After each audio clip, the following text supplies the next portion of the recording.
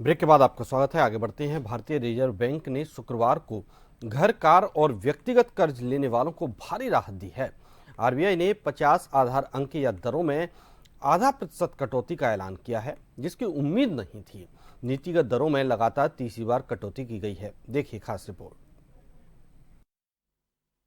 भारतीय reserve bank ने शुक्रवार को घर, कार और व्यक्तिगत कर्ज लेने वालों को भारी राहत दी है। आरबीआई ने 50 आधार अंक या दरों में आधा प्रतिशत कटौती का ऐलान किया है, जिसकी उम्मीद नहीं थी। नीतिगत दरों में लगातार तीसरी बार कटौती की गई है। केंद्रीय बैंक ने नगद आरक्षित अनुपात में भी 100 आधार अंक या 1% की कटौती की है। इससे बैंकिंग प्रणाली में ज्यादा तरलता आएगी और बैंक ज्यादा कर्ज दे सकेंगे। इस ऐलान की भी उम्मीद नहीं थी।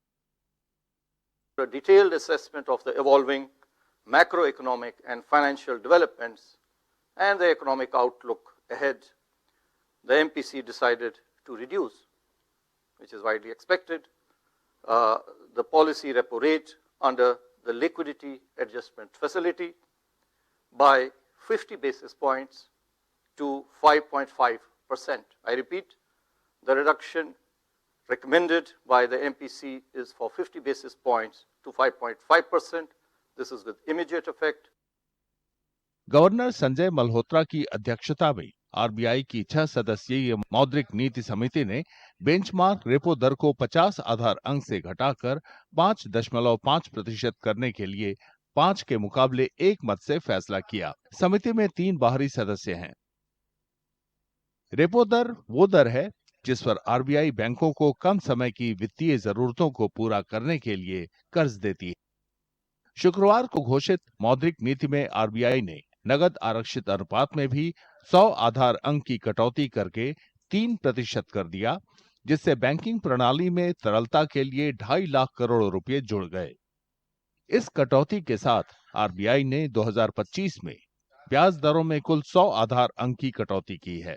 इसकी शुरुआत फरवरी में 1/4 अंक कटौती से हुई। ये मई 2020 के बाद पहली कटौती। अप्रैल में इतनी ही दर की एक और कटौती की गई। रिजर्व बैंक गवर्नर ने रेपो रेट में 50 बेसिस पॉइंट की कमी की है, जो कि एक बहुत बड़ी राहत है उन लोगों को जो बैंक से लोन लेना चाहते हैं या जिन लोगों ने ले रखा है, यानी उनकी ईएमआई में बहुत ज्यादा कमी होगी। इससे ग्राहकों को बहुत लाभ होगा। अगर आप कोई ग्राहक उसका हाउसिंग लोन 50 लाख का 20 साल के लिए है, तो लगभग उसकी ईएमआई में 1500-1550 रुपए की कमी आएगी। ये जो कमी होगी, ये जो एक्स्ट्रा पैसा ग्राहकों की जेब में आएगा, रिजर्व बैंक का कहना है कि उससे कंजम्पशन में फायदा होगा। माना जा रहा है कि पिछले 6 महीने में महंगाई में कमी ब्याज दरों में कटौती के फैसले की प्रमुख वजह है। For the normal consumer, for the person that's borrowing, especially things like home loans, they are linked. The interest start coming down quite quickly. Often, however, what does happen is that instead of reducing the EMI, the number of installments ends up being adjusted. So even when the rates are being increased, we find that in some cases the adjustment is happening through an elongation of the tenor. And when rate cuts are coming down, often we find it's being adjusted through a reduction in the tenor. So this is something that the people who have taken home loans may want to check up on. But for fresh loans, certainly they will be contracted at a lower rate. Also for corporates who will be going in for loans for business purposes, this would be a positive point. It would be a benefit to them in case they're going in for loans for capacity expansion, for instance. Direct benefit that consumers have in terms of a rate cut is in terms of the credit availability.